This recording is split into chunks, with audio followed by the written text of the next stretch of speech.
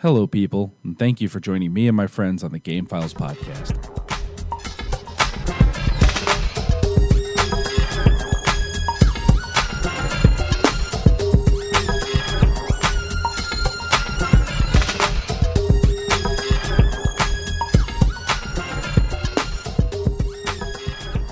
Welcome back to the Game Files podcast. Today's topic is going to be movie theater experiences.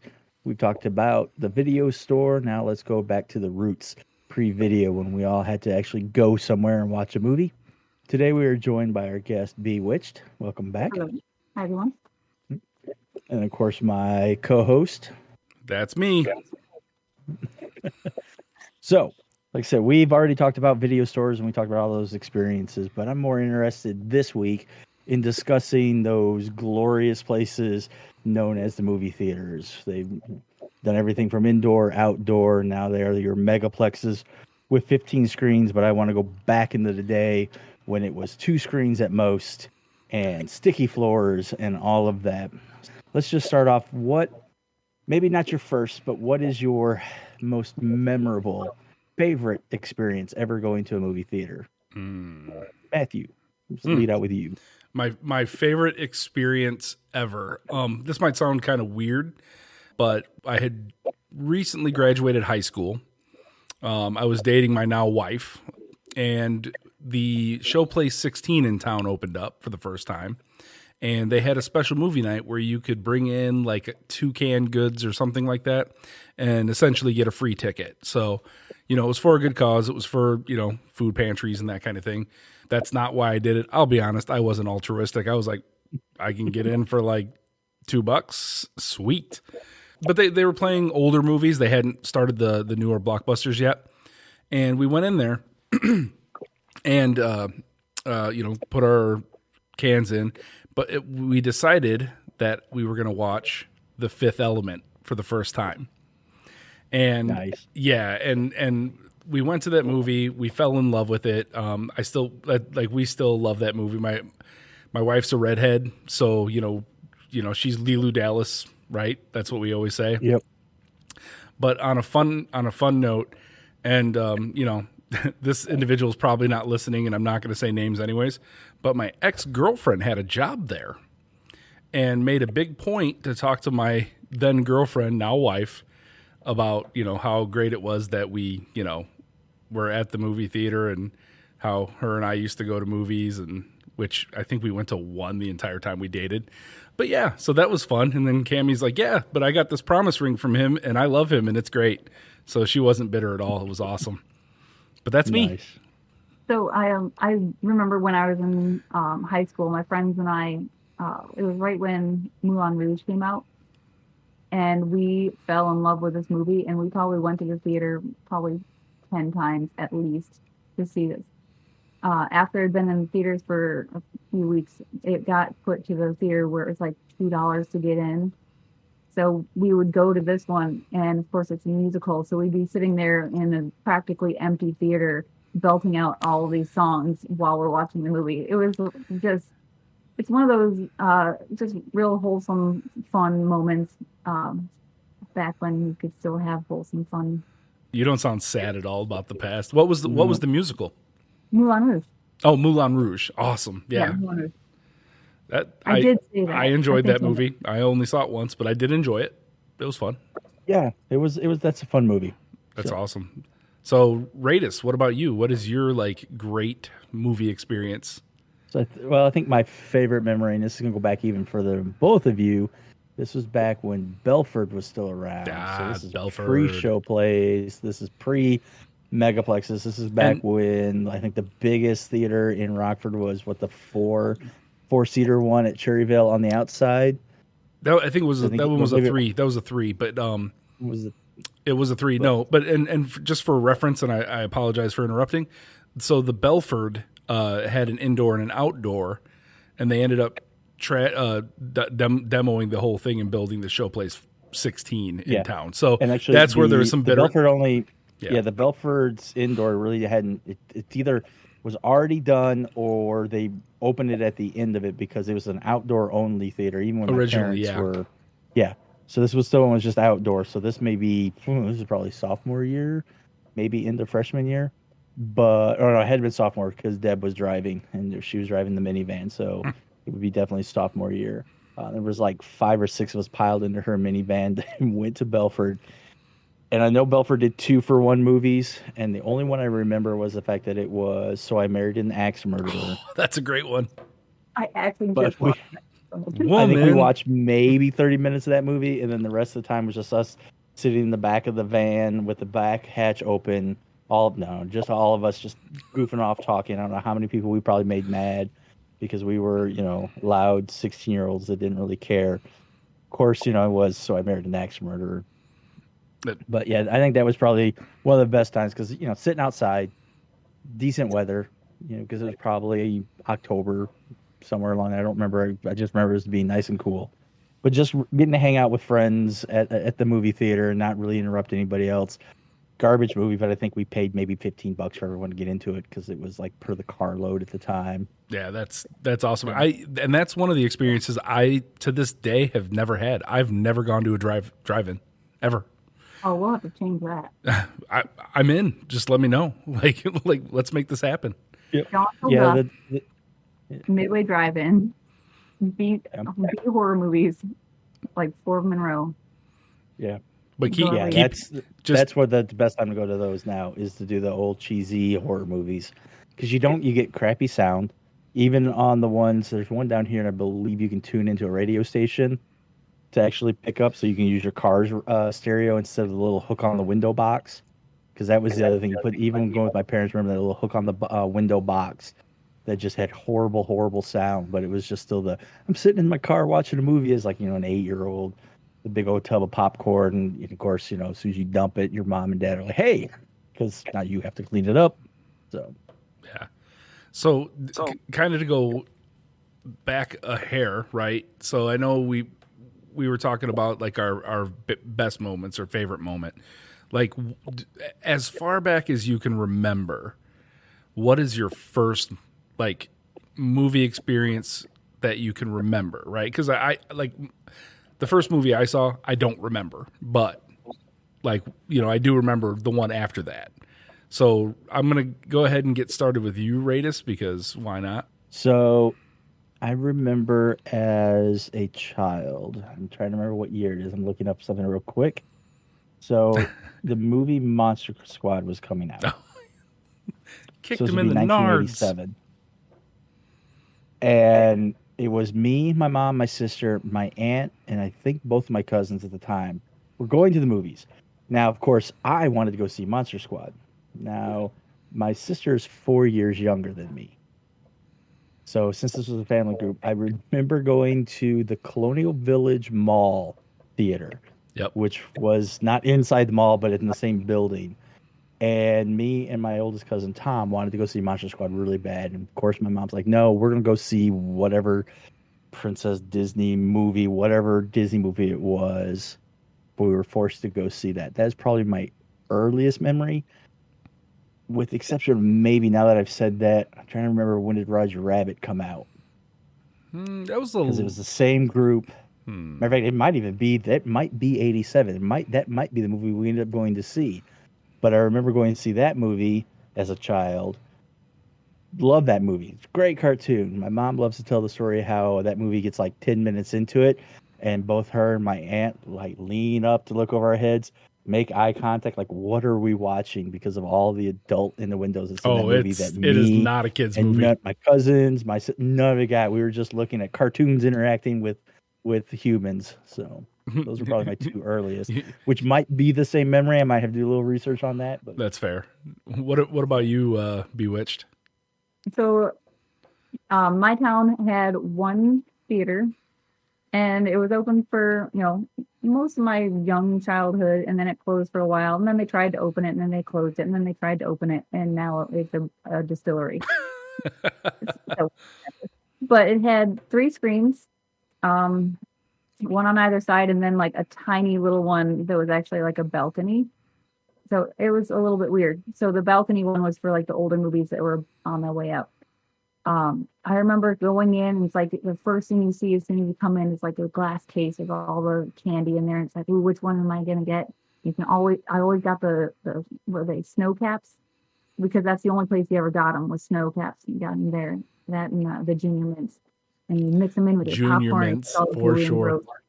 And then going into the theater and just watching the movie, and the only thing I really remember is the sound of your feet peeling off the floor from all the soda and popcorn that stuck to it.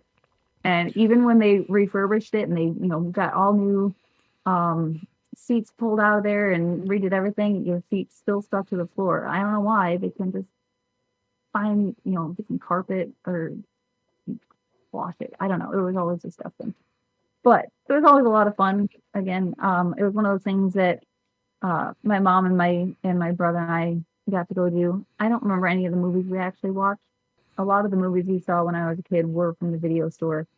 So going to the movies was definitely a special treat for us. Yeah, and that's really what it was for me too. Because again, you hear me say this on this podcast all the time, is that I lived in a 10-house neighborhood.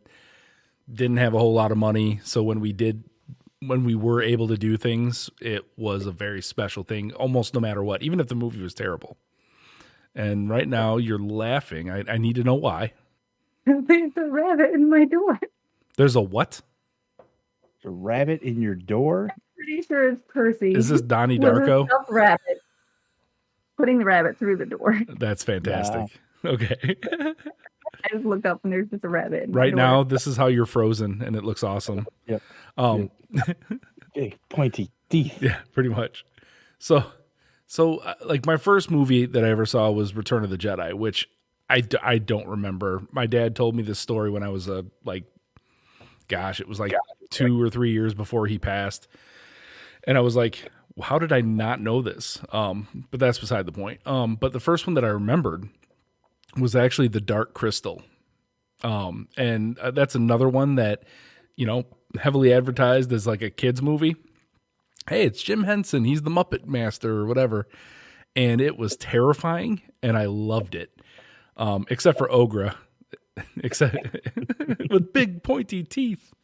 Yep. There's a bunny in the screen right now for those who can't see, because this is a audio only podcast. So your new name going forward is B Bunny. Anyways, some call her Tim. That's awesome. But yeah, and to go along with that, like I remember going into the theater, and would have been the Belford Indoor, I believe. It was either the Belford Indoor, or I can't remember exactly which one, but I remember going in there, and you had the red curtains everywhere. Everything was marquee style, lights everywhere. The candy counter and the concession stands and all that were, to a little kid, were top notch. And, we shared a soda between the entire family, because again, not a lot of money, and that's fine. And like a tub of popcorn, which again, I talk about this stuff. I don't regret a minute of it, because it was still so special. And it was one of those things that with my father, he was the one that would always take us to the movies. I think maybe once or twice. Twice ever did my mom take the kids to the movies, where it was just my mom and us kids. It was always my dad who was the one that wanted to take us to see something. And it was just, it didn't happen often, but and it's partially because of the kind of memory I have, but I remember every single movie that I saw with my father in the theater. And, it's something I continue to have today, which is, again, not trying to make things depressing, because he's no longer with us, but I cherish those memories, and it was just awesome. So yeah, that's me, Dark Crystal, and it was wonderful. Yeah, that's one I don't know if I saw in theaters. I'm pretty sure I have, but I just don't remember. That's a good movie though to see in theaters. Oh yeah, it's great. So this next question is a little bit of a tricky question, because a lot of times on this podcast we want to go, what's your favorite, what's your best, to what's your least favorite or your worst. I want to caveat this, because I don't want your worst scenario, your worst experience. What is your experience though that is not not a scenario that you'd want anyone else to be in inside of a theater or a theater experience trip or something.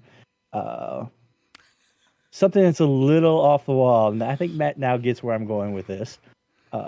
So Matthew, we'll see if maybe mine and yours match. If you understand the question here. So not, like I said, not necessarily like you went in, the movie was bad, broke. Something maybe that you still enjoyed the experience, but it was just something was off the wall, something that makes it stand out. Maybe not your favorite, where it's like, oh, I just love that experience, but just something about that experience makes it stand out. Whether, it's something bad may have happened, but didn't completely ruin it, but just something along that line. You see, now I'm trying, because there's been, I've seen I so will many. give you the subtitle of what I'm talking about, Matthew. Curse of Michael Myers. I mean, here's the thing. I'm going to leave that one to you. Okay. And I'll because that's one of my favorite memories. Funny enough. Yeah. So I'm going to give two. Okay. Man, which one first?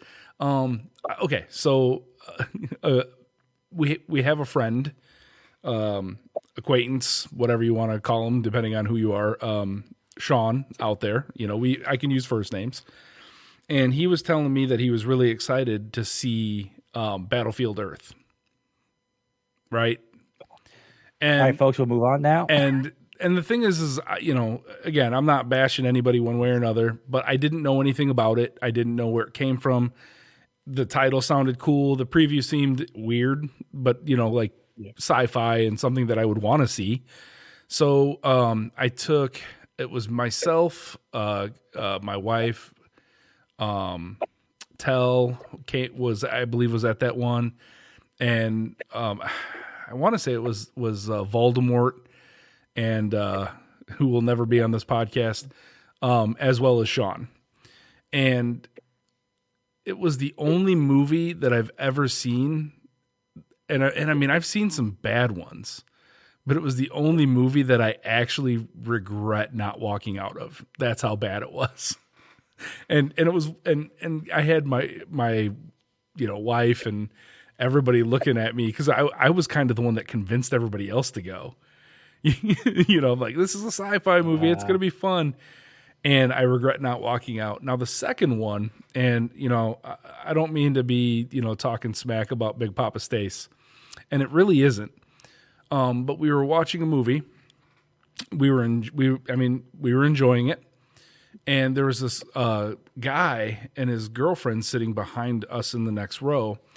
And the guy, like, they were just talking, like having conversations on the cell phone, like loud, right? Just having these conversations. And Stace, he turned around and said, "Hey, would you please be quiet? We're trying to enjoy the movie." And I mean, for those of you who know Big Papa Stace, like, he's going to tell you how he thinks about that. So the girlfriend started, talking trash to the dude, and basically was like, like, you're going to let him talk to you that way, this and that. And to put it into perspective, we don't call Big Papa Stace Big Papa for no reason. He is a giant amongst men, and he could probably kill most people, by crushing their skull. That's just the way I see him. And hopefully you're listening to this right now, Stace, because you're one of my favorite people. And at the end of the movie, and this is the part where it was like an unfortunate situation, right? Is when the movie ended, Stace was the better man and got up, and like, as soon as the movie ended, he got up and he went outside, because he didn't want to give that an opportunity to become any more heated than it already was. And, kudos to you, and we, it's not like he ran. We were out there talking and whatever afterwards, but he basically was removing himself from the situation to make sure it did not escalate any further. But the fact that this guy had no idea that if it would have went a different way, man, like, I might have had to have been a witness in a court of law over that one. But nice. No, but it's one of those things where I laugh about it, because it's funny in retrospect because nothing happened. But man, like, that was uncomfortable. Like, I'm sitting here like, man, I'm gonna have to be a witness against one of my friends, and man, I'm gonna have to use my words carefully. That would have been something to watch, though, for poor gentleman getting destroyed by Stacy in like 3 seconds. In like Yep. less than 3 seconds. So B Bunny, what about you? All right, so I have two as well. The one's gonna be kind of short. So when my oldest was like 6 or 7, we went to the small little theater in our town, and again, tiny little theater. We were probably the only ones in there, and I just remember I got a large popcorn for us to share, and for some reason he loved this popcorn. It was the most disgusting popcorn I've ever had at a theater, because I love movie theater popcorn. This was horrible, but he would not stop eating it. So I forced myself to eat this popcorn so he wouldn't eat a giant, large popcorn by himself at 7 years old. So that's my first one. The next one is a little bit funnier. So when the original Deadpool came out, it opened on Valentine's Day, and my boyfriend at the time and I went to go see it. There was a huge blizzard, so I definitely did not drive. So he drove us there. When we got in there, they were handing out roses, so it was like kind of cute, whatever. But of course, since there's a blizzard outside, there aren't very many people there, even on opening night. So go in there, and there's us and maybe 2 other groups. So one of the groups was a family of about 5 or 6. They were seated about 3 or 4 rows ahead of us, and then they decided that wasn't a good spot, so they moved back to our row, but they were a couple seats down. Then the dad got up and he moved to the side that's closest to us, so there was a spot between me and the dad of this family.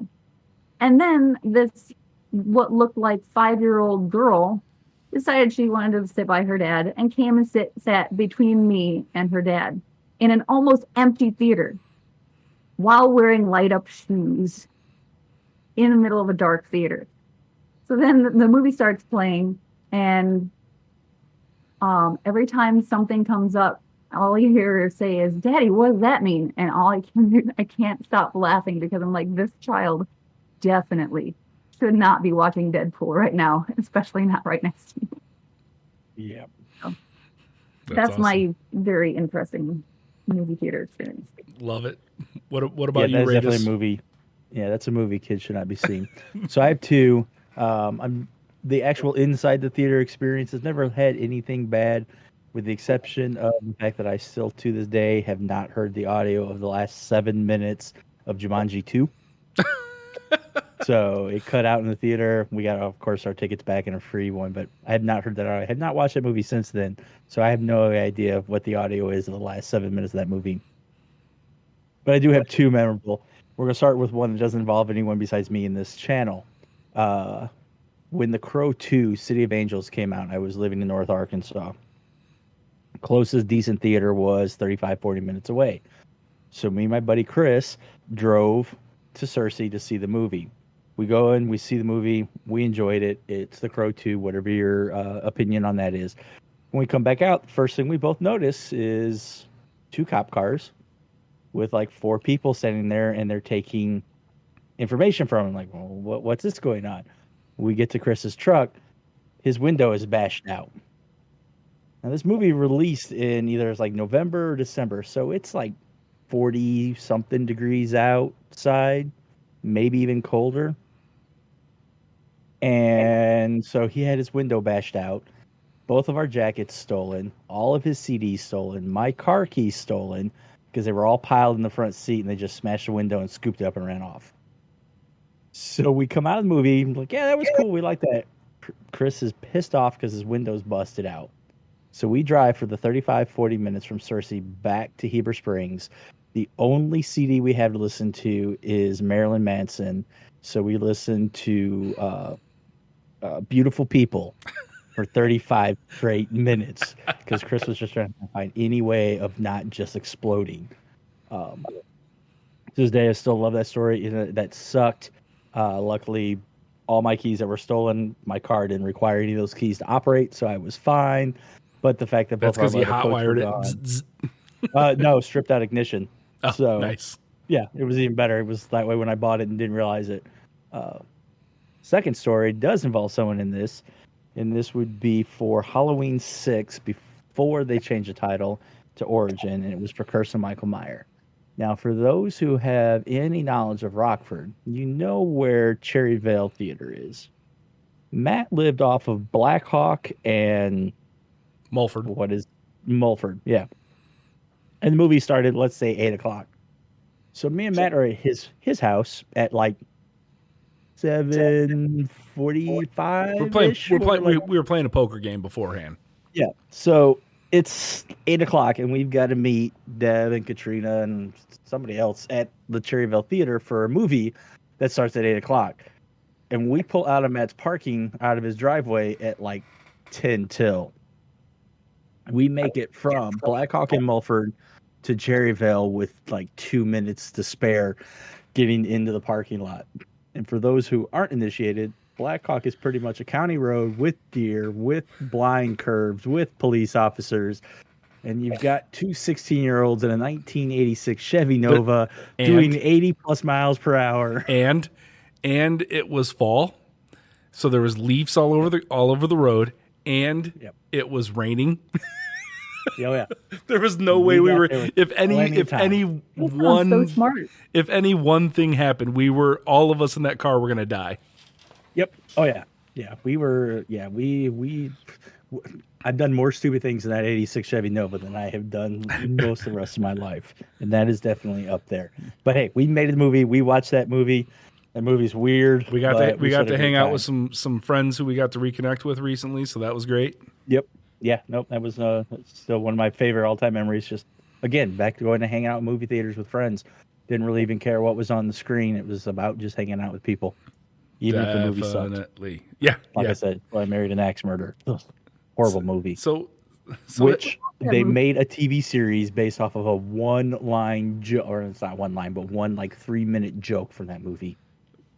The Pentaveret is a series. Oh yeah, you're right. Netflix. You're right. And it's horrible. Don't watch it. I wasn't planning on it. Yep. So here's a question. Has there ever been a movie that you've come out of and you've just, and it could be an emotional thing, right? It doesn't have to be just, I was pumped. But like, have you ever come out of a movie, Passion of the Christ with aside, because everybody who saw that came out with an emotion, whatever, one way or another. But has anybody have you ever come out of a movie and just like it affected you so dramatically that you wanted to do something about it, whatever that may be? And it doesn't have to be like, I wanted to save the world. It could be, I wanted to punch a guy in the face or something, anything like that. We'll go with you, Raydus, because your face is looking very perplexed. Well, I think you threw out the most obvious one, which is the only one that's really jumping into mind for that, like, emotional experience. Because watching Star Wars on screen after it had been gone for a while was still, an emotional response as being a Star Wars fan. But it wasn't one when I walked out that I was like, ooh. But it was just that with the Star Wars, I guess that's probably about as close. Just because, like I said, I don't recall any time walking out of a theater, wanting to get into a fight or that just upsets me that I want to do something about something besides the obvious. But the Star Wars, going back, and as bad as the movie was, Phantom Menace, sitting in there with a group of friends again, going to that same Cersei Theater, skipping work to go to it because a buddy bought us all tickets, getting there, and then that first Fox and signal, and then the silence, and then the blah for Star Wars. Just that shock of adrenaline to be back in theaters watching Star Wars. And I got that in almost every single Star Wars up until Last Jedi, Force Awakens, Last Jedi. So that one is probably where that died down a little bit. So yeah. What about you, B Bunny? That name's not going to stick, but I'm going to keep saying it. No, the name's horrible. It's right. So I really can't think of anything that I really felt like really strong emotions for. I guess one of the more recent ones I just saw was the new Doctor Strange movie. And I went into it not really knowing what to expect, but I came out of it just wanting to really hug my children. That's all I can remember. That's the most recent one I got. That's fair. That one's fair. Yeah, for me, I'm gonna say there's two, but it's almost the same reaction, but one of them, well, whatever. I'll just talk about it. So, the first one would have been The Crow.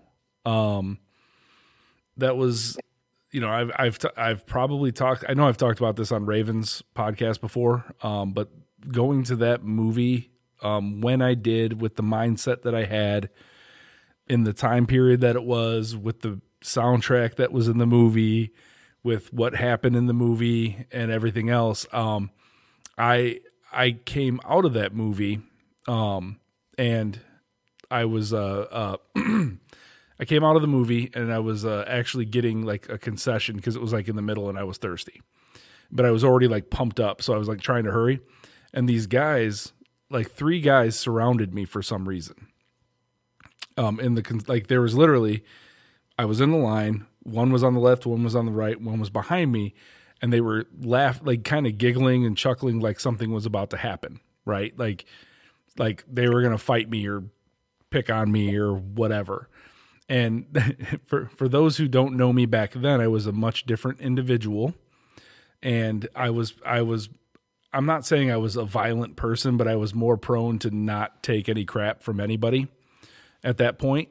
So I literally just tensed up and I was ready. Like I picked the guy out that I was going to annihilate, if it came down to it, and it didn't happen. But again, it was that situation. I was in the movie, the guy's getting, Eric Draven's getting revenge for the death of his fiance and him and blah, blah, blah. And yeah, it hit me at a certain time when I really was prone to that. The second time, same kind of situation, but not necessarily, it wasn't going to lead to anything. But I saw the 300 with my little sister. And when we came out, I love my little sister. I'll say it a million times. When we came out of that movie, like both of us, because it was so stunning and such a cool story in our opinion. And, we both were agreeing that it was like a great story as far as the movie was concerned. And both of us were like, I just want to go and like beat somebody up now. Like I want to find an enemy and slaughter them, because that's the kind of movie, like the movie pumped me up. Like it just, and even now, like that's the movie, like when I'm going to pop on the treadmill or lift some weights or punch my punching bag or something, that's what's playing in the background almost every single time, because it makes me like just want to fight. I mean, it was just, that movie definitely had an effect on me as far as that goes.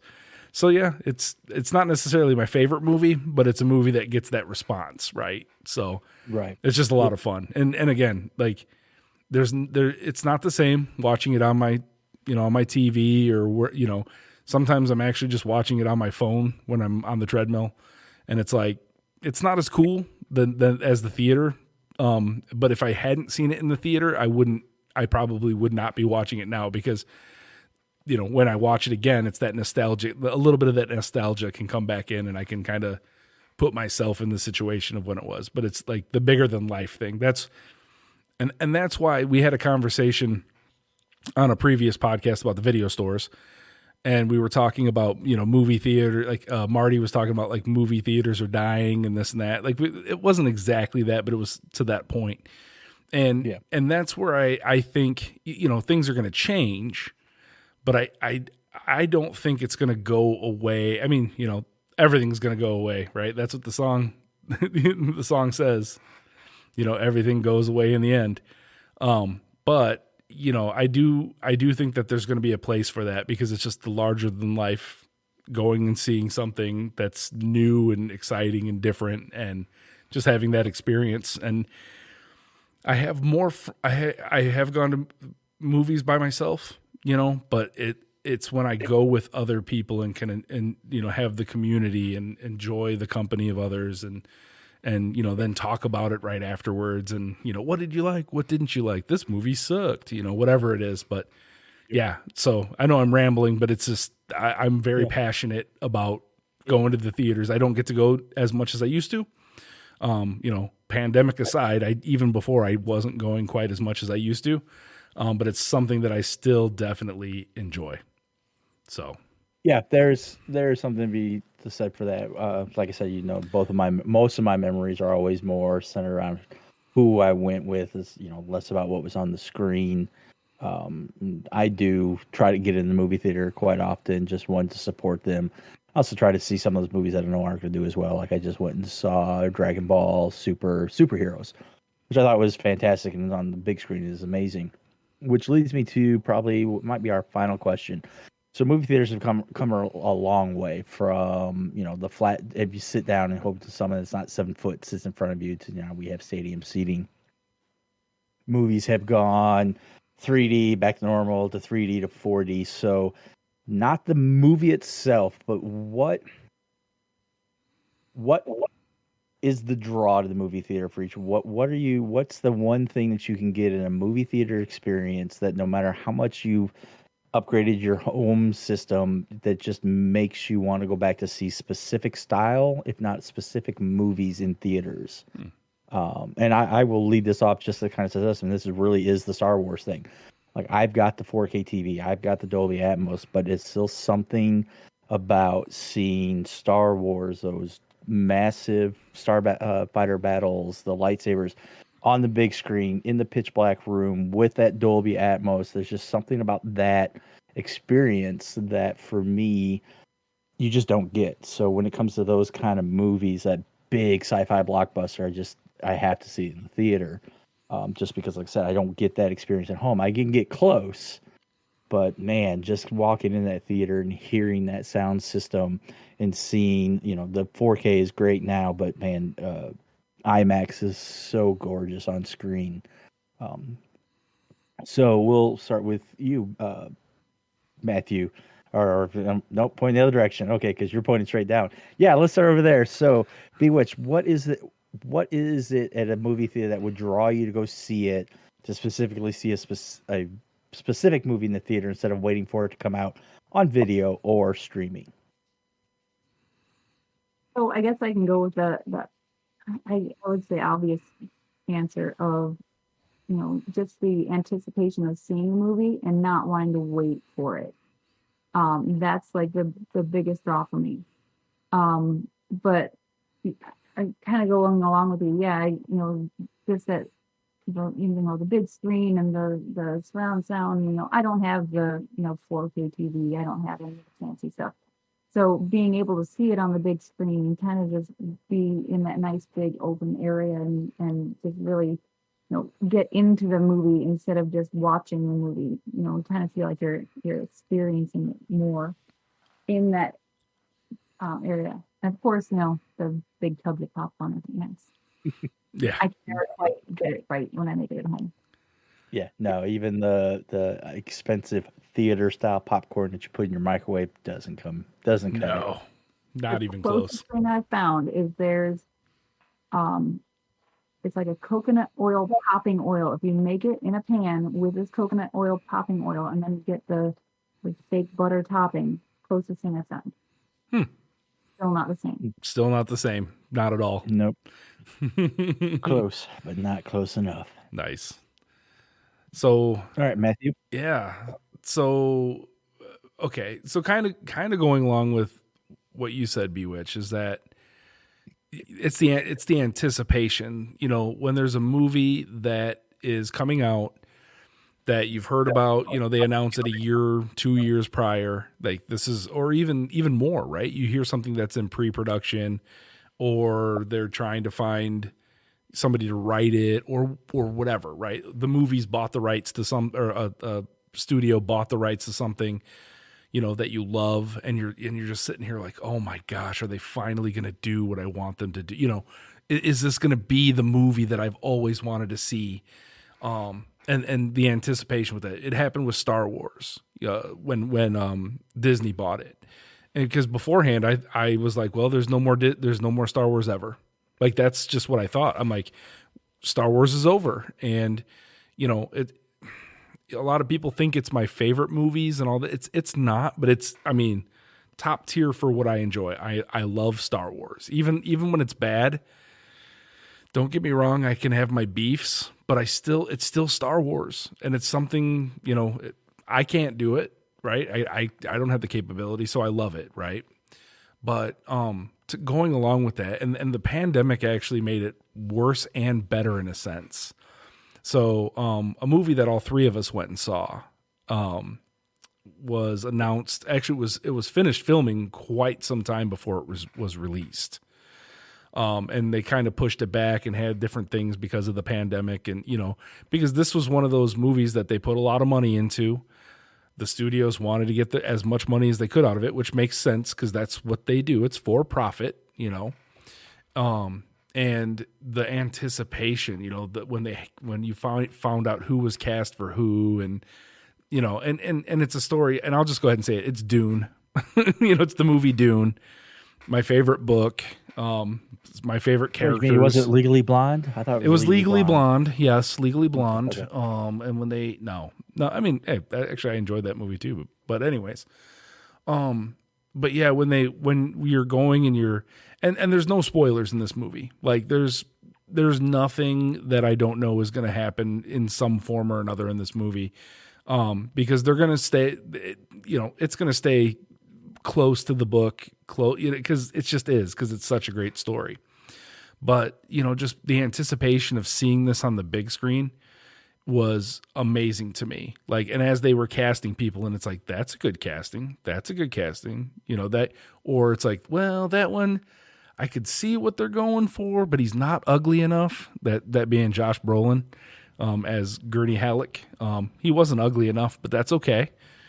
Still really love the character. Still loved what they did. Look forward to the next movie on that, because that was, you know, greenlit almost immediately, thankfully.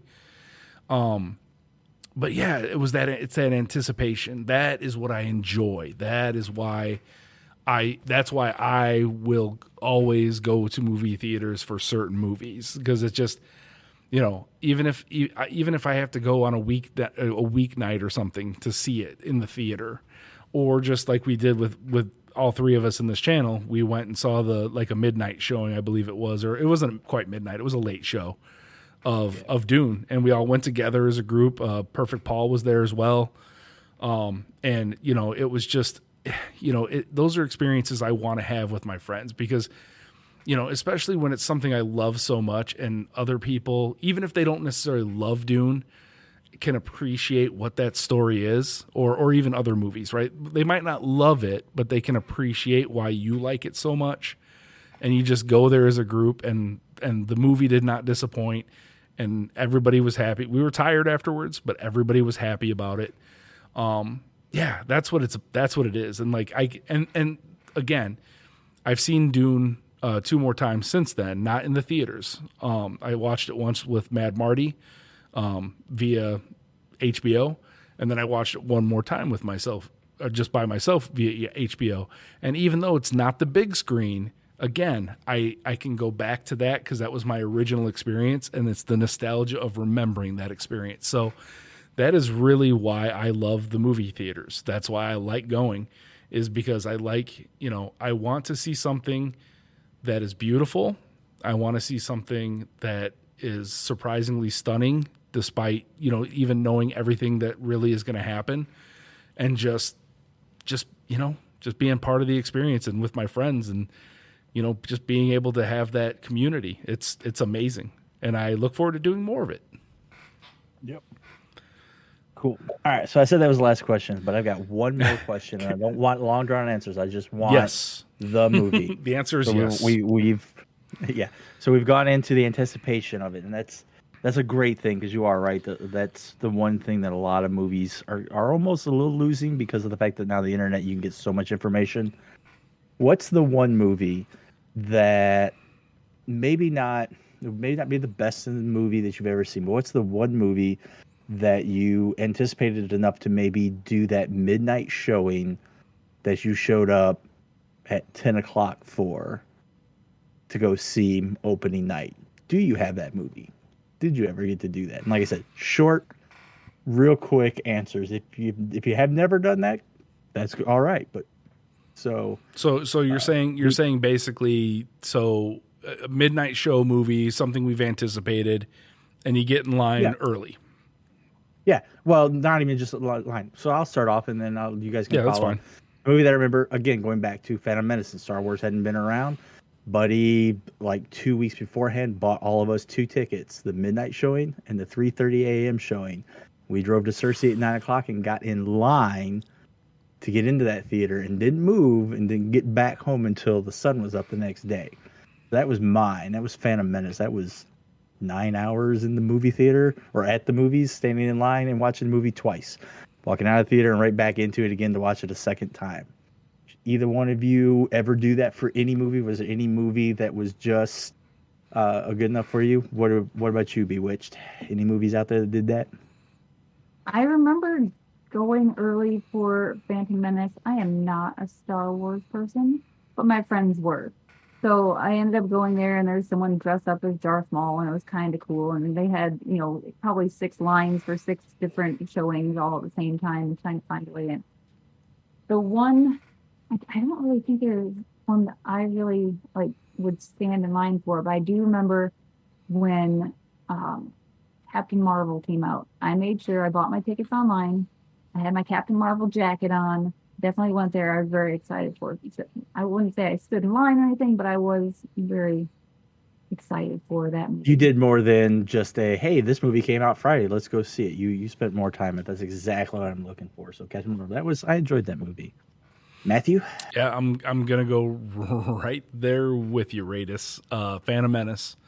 After the re-release of the original trilogy, remastered, far inferior to the originals, but still enjoyed them. That kind of hyped me up more. Obviously, again, I love Star Wars, so I was going to see it one way or another. I did not get tickets early, and it came time for the midnight shows, and I was not able to get tickets, and it was actually, I was devastated. It just, I couldn't stand in line. I just couldn't. There's no other way to say it. Well, a friend of mine, he's one of the Jasons that I've known. I worked with 6 of them at the same time. So you know who you are, Jason, the one I'm talking about. He actually got his hands on 4 tickets. And he offered 2 of them up to myself and my then girlfriend, now wife. And it was the 12:03 showing, right? So it wasn't the, how they did that. Right. They staggered it. Yep. Yeah. But we went 12:01. Yep, we went and saw the 12:03. And even though, again, the movie wasn't as good as I was hoping. However, it was Star Wars, and it was something new that we hadn't seen, 30, 40, 50 times. We didn't know what was going to happen. There were parts in it that were, the lightsaber duels were beautiful. Everything was beautiful. Yep. And it was just, it was a great time. So I'm glad I waited, I'm glad that I was able to make that happen. Even though I went to the theater and tried to get the tickets and couldn't, it worked out. And yeah, that one was definitely, it was worth it. The experience was worth it for sure. Yep. Yeah. I think that's even more heartbreaking when you try to get tickets and you can't. And it was even worse then because you were standing at the box office and sorry, we're sold out. Yeah. Yeah. Well, and they ended up opening more theaters as well, or they instead, I think they originally were going to play it in 3, and the 12:03 was the last one, and then they ended up opening up some more later, but I didn't know that until I got there that night, and and I ended up, I saw that movie 3 times in the theaters, so it couldn't have been that bad, right, guys? No. So I think we pretty much all agree that the theater experience is something that does add to movies. And for the most part, I think we've come across as pretty positive. It looks like we've talked for a pretty good time. I hope everyone out there has enjoyed it. So we'll just start wrapping this one up. Matthew, if you want to start with any plugs that we've got. I'll kind of keep it short and sweet. Support your brick and mortars. I always say it. Top Cut Comics, Cataclysm Games in town here. But also, go to a movie theater. It's not necessarily about supporting the big movie the actors and actresses and this and that. But if it's something that you enjoy going to and you want it to continue to be something that you can readily go to, especially if you're in a small town or those kinds of things, go to the movies. Buy some popcorn, guys. Enjoy it a little bit. I know it's expensive. I take my daughter to the movies, whenever something comes out that I think is A, appropriate, B, I will enjoy as well, but C, that I can enjoy because of her enjoyment. I remember all my experiences as a kid going to the theaters. Just go. It'll be fun. Bewitched, you got anything, any plugs, anything you're doing, anything you're looking forward to that you want to get out there? Support the Scouts. Support Scouts. Girls can be Boy Scouts too. Join Scouts. There you go. All right. So you've been listening to the Game Files podcast. I hope you've enjoyed this. You can find us pretty much on every major social media out there. We are the Game Files podcast at gmail.com. If you can email us, whatever suggestions, what you like, what you don't like. If you want to call us, jerks or whatever, if we bash something that you love, hey, let us know. We want to hear from you guys, and we'll continue bashing it. Yep. We may, but we'll also, that could feed into more conversations, and who knows, if you throw something at us, we might pick it as a topic, maybe even shout you out there. We are at the Game Files PC on Twitter and Instagram. And for all of us here at the Game Files podcast, I am the Ever Present Raydus. I am Mathew. And we appreciate you being with us, Bewitched. So until next time, peace.